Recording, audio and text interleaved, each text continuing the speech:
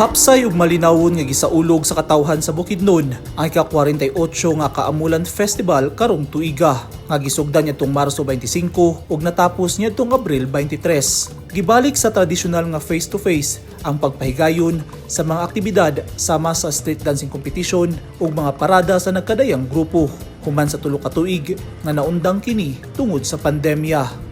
Sumala ni Bukidnon Province Governor O'Neil Roque, walay natalang kakulian atol sa selebrasyon. Agisalmutan sa 11 ka mga lungsod ug 2 ka mga syudad sa probinsya.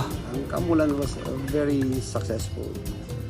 I just thank nga ang atong nangapili na mga tao nga mag-lead sa mga activities and then mag-head sa committee, which is our Vice Governor Clyde Quino.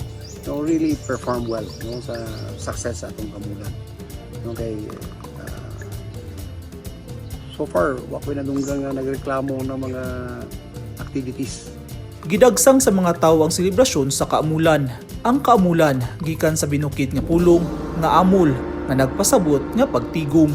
Usa ka pa nagtapok sa mga tribo sa Bukidnon alang sa usa ka katuyuan. Mahimong magpasabot og usa ka ritual sa pagkadato, seremonya sa kasal, pista sa pagpasalamat sa panahon sa ting harvest o kasabutan sa kalinaw ug kining tanan gihiusa.